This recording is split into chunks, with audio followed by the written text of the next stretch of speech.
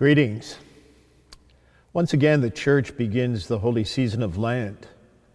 For followers of Christ, Lent is a time to focus on, to pay attention to the place of Christ in our lives. We do this by repenting of sin and of all our egoisms, by reconciling with the Lord, particularly with and in the sacrament of reconciliation or confession, and by reflecting on our lives.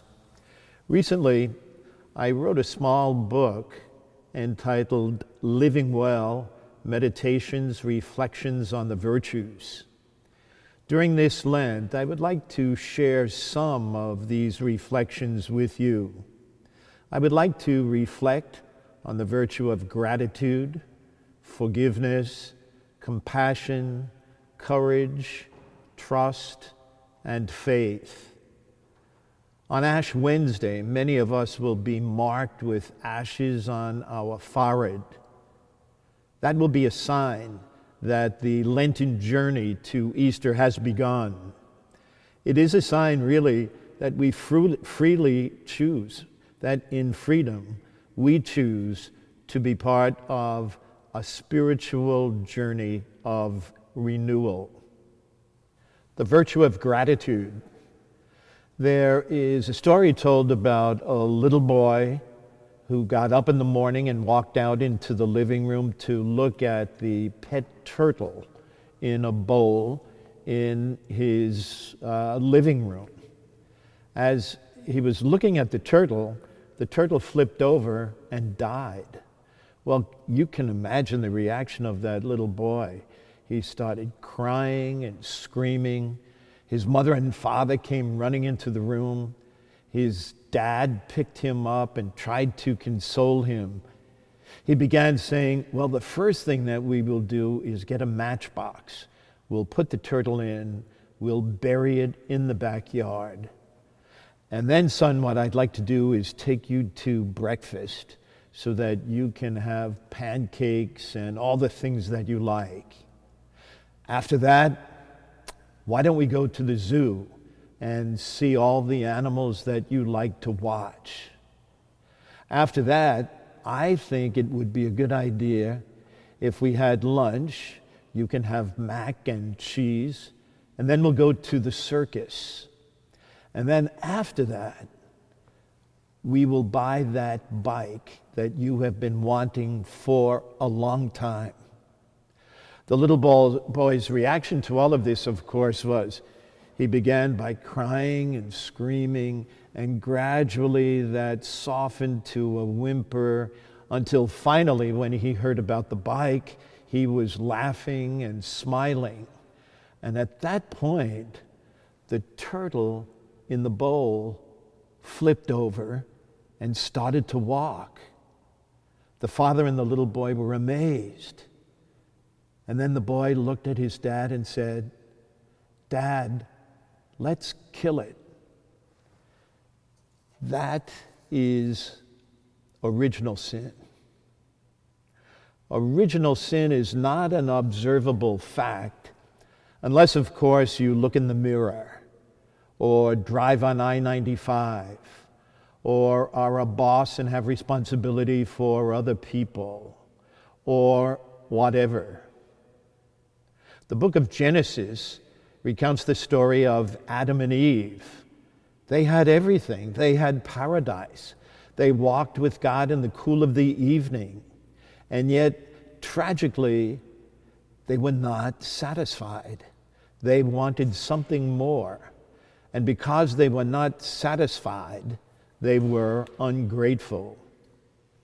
The itch to want more, the tendency to be unsatisfied with what we have, is every person's inheritance. We are all, to one degree or another, infected by original ingratitude. The virtue of gratitude, or thankfulness, is a disposition of heart. It's a character trait.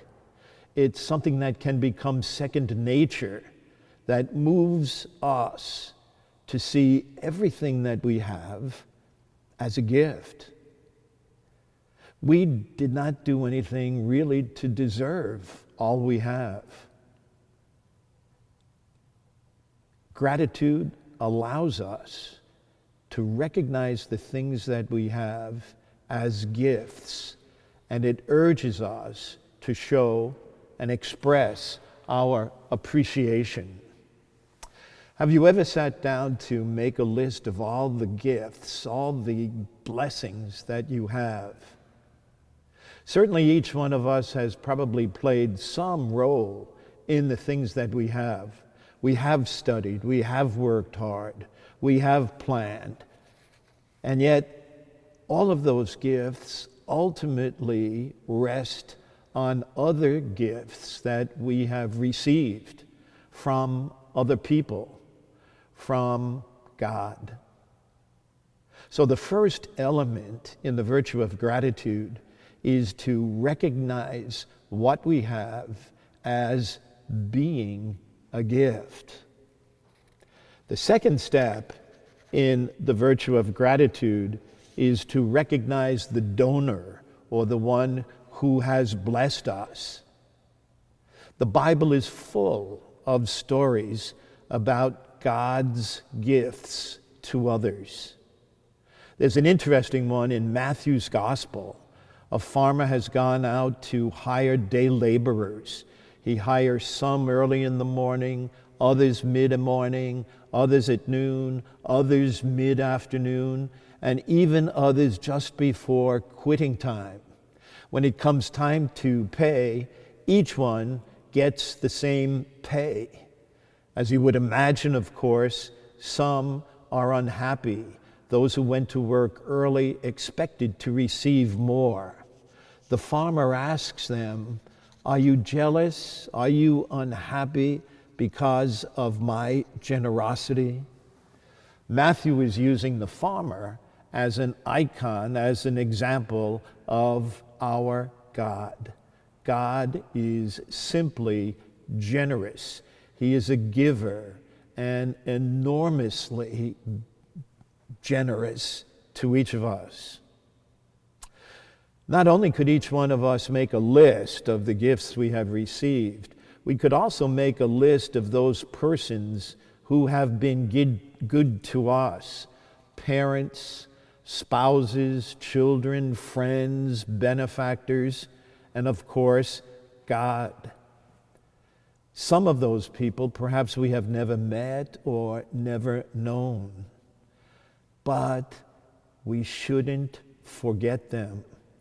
We shouldn't take them for granted. We should thank them from the bottom of our hearts.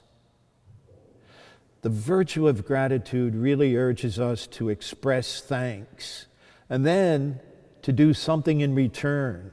The giver or the donor does not expect some kind of quid pro quo. Rather, he or she has acted out of pure generosity.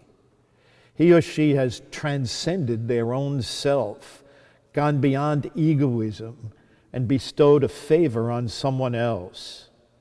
In doing that, they have become other-centered, benevolent, considerate, self-sacrificing. To them, a grateful person opens their heart in thanks and appreciation. That should not become simply a secret, but it should be somehow publicly expressed. A grateful person has no difficulty at all in admitting a kind of dependence, a kind of debt of honor to another. And in turn, we do the best we can to return the favor. Being thankful or grateful moves a woman or a man to an expansiveness and graciousness. It moves us to imitate the goodness of the gift giver. Do they know that I am thankful? Do they know that I appreciate what they have done? Have I thanked them? Have I thanked God? Am I grateful enough? When we think about it, all of life can be a continuous exchange of gifts. And giving thanks is really essential to keeping the world going.